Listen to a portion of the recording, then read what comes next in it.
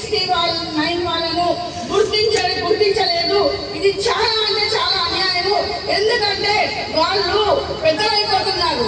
నిన్న మా అన్న ఒక్కసారి మమ్మల్ని గుర్తియండి, మేము ఎప్పుడు ఉంటామో ఎప్పుడు లేదో అని ఒకటి ఇంటర్వ్యూ ఇస్తే అది చూసి నాకు చాలా అంటే చాలా బాధ కలిగింది.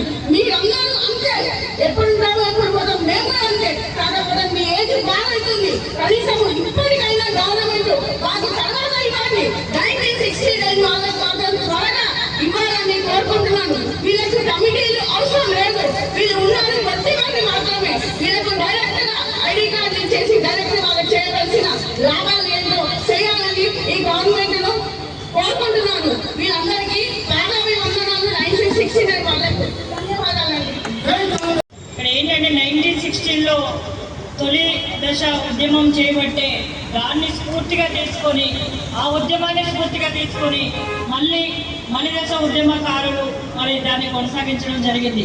కాబట్టి ప్రభుత్వం ఇప్పటికైనా స్పందించి దీనిలో ప్రత్యేకంగా వాళ్ళకి కమిటీ చేయాల్సిన అవసరం ఏం లేదు. ముందు వాళ్ళకి ఇప్పటికే ఏజ్ అయిపోయింది కాబట్టి డెఫినెట్లీ వాళ్ళని త్వరగా గుర్తించి, మరి మా అక్కగారు చెప్పినట్టుగా నేను కొన్ని ఇంటర్వ్యూ చూశాను, దానిలో ప్రతి ఒక్కళ్ళు ఎంత బాధగా మరి దానిలో వీళ్ళు దానిని మాకు త్వరగా అది చేయాలి ఇది చేయాలని ప్రతి సంవత్సరం చేస్తూ ఉంటారు.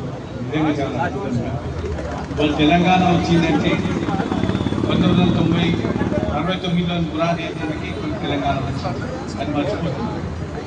అది జర్నలిస్ట్గా నేను 78 టెలికన్ మార్నింగ్ చేశాను.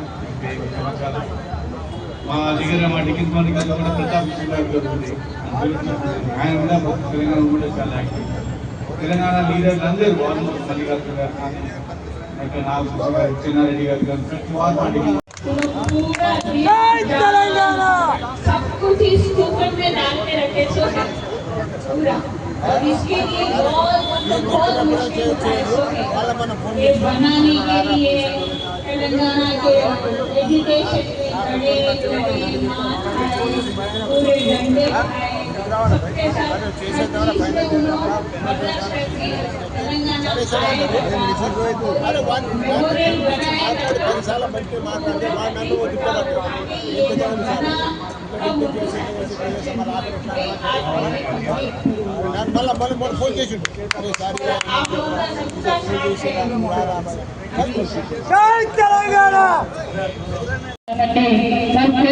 ముఖ్యంగా వాళ్ళ ఆత్మగౌరవం కాబట్టి వారికి ఆకర్షణలోనైనా ముఖ్యంగా ఫస్ట్ దశలో ముఖ్యంగా ఇంపార్టెంట్